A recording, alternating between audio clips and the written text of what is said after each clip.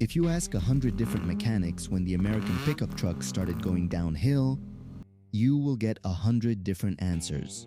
Some will tell you it was when they started putting computer chips in the engines.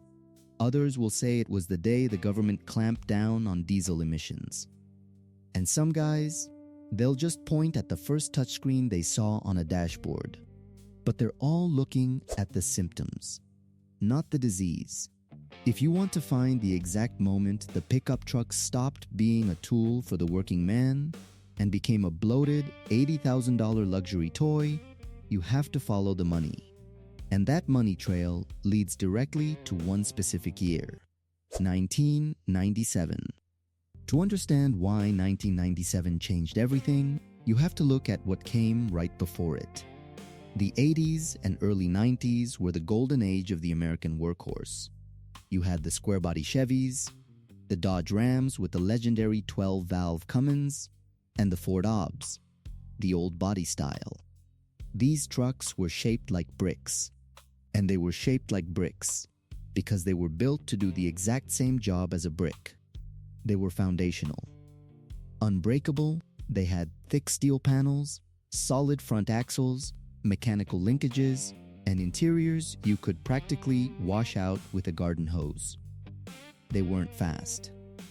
They weren't smooth. And nobody cared, because that wasn't the point. You bought a truck to haul, to tow, and to work. Period. But behind closed doors, corporate executives in Detroit were looking at their spreadsheets, and they hated what they saw.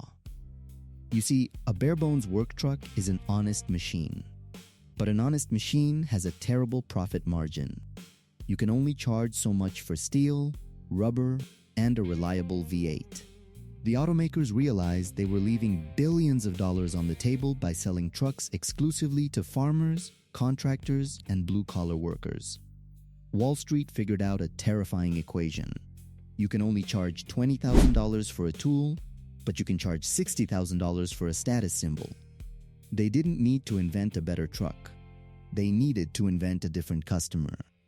They needed the suburban commuter, the middle manager, the guy who wanted to look tough on his weekend trip to the hardware store, but wanted the soft ride of a luxury sedan on his Monday morning commute. And in 1997, the trap was set. Ford completely killed the rugged, squared-off Obs line. In its place, they released the totally redesigned 1997 F-150, the Jelly Bean truck. It was round. It was aerodynamic. The heavy-duty leaf springs were softened, the ground clearance was adjusted, the cabins got massive, filled with plush carpets, leather options, and cup holders. But the betrayal in 1997 wasn't just cosmetic. It was strictly mechanical. To make that new generation of trucks ride like a luxury sedan, they had to rip out the very foundation of its strength. For decades, the undisputed gold standard of a true work truck was the solid front axle. It was a massive, unbreakable beam of cast iron connecting the front wheels. When you hit a deep rut with 1,000 pounds of tools in the back, or dragged a heavy trailer through a muddy job site, that solid axle didn't care. It took the abuse. It never folded. But a solid axle is heavy, and it rides rough. It rides exactly like a truck. The new suburban commuter didn't want to feel the road. So, Detroit engineers were ordered to phase out the solid front axle on their light-duty trucks and replace it with independent front suspension, or IFS. IFS uses a complex web of A-arms, CV joints, and softer springs so each wheel can move independently. If that sounds familiar, it's because it is the exact same suspension geometry used in a family station wagon. Suddenly, the front end of your truck was filled with fragile, fast-wearing components. Tie rods that could snap under extreme loads, ball joints that wore out prematurely. They deliberately sacrificed towing confidence and off-road durability just so the truck would float smoothly over a speed bump in a grocery store parking lot. But the mechanical betrayal of the front axle was only half the story. To truly cater to the white-collar commuter, they had to change the entire geometry of the vehicle. take a hard look at the actual working part of a truck: the bed. For generations, the undisputed standard was an 8-foot steel box. It was engineered specifically to carry standard sheets of plywood, drywall, and heavy construction materials with the tailgate securely closed. It was a literal workspace. But an 8-foot bed is hard to parallel park outside a corporate office. So, the automakers made a calculated decision to shrink the bed down to 5.5 feet. They took that stolen space and used it to inflate the cab. They gave you massive rear seats, panoramic sunroofs, and climate-controlled luxury for passengers, while turning the cargo bed into nothing more than an oversized, open-air trunk for groceries. Today, you have guys paying $90,000 for a heavy-duty truck that cannot even haul a standard load of lumber from the hardware store without leaving the tailgate open and strapping it down with bungee cords.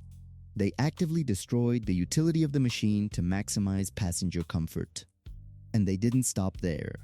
Once they realized they were selling to a customer who valued luxury over longevity, they weaponized the engineering.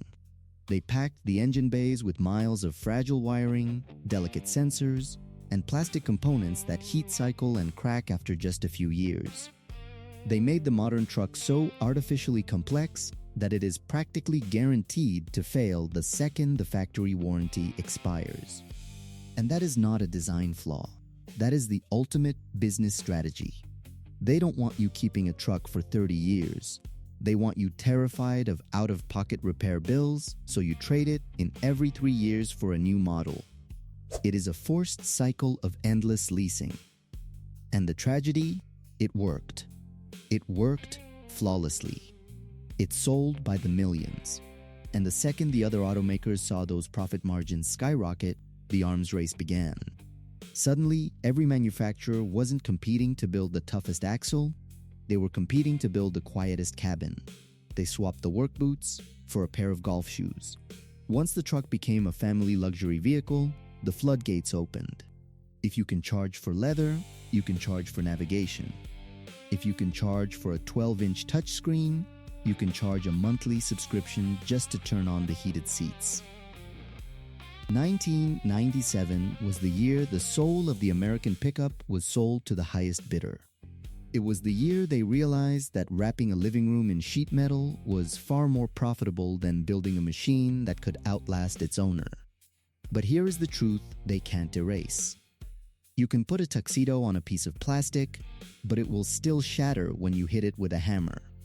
The modern luxury trucks are faster, quieter, and more comfortable than anything built in the 90s.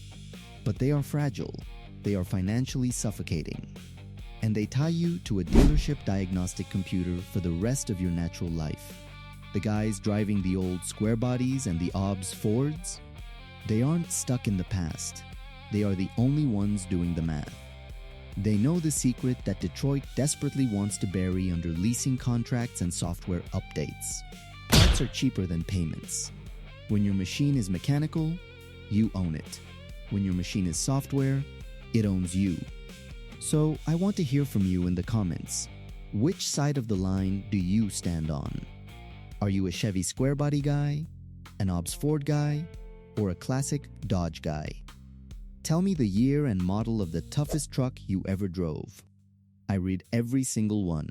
Subscribe and stick around, because next time we're putting a modern $80,000 truck and a classic $5,000 beater head to head to see exactly what we lost.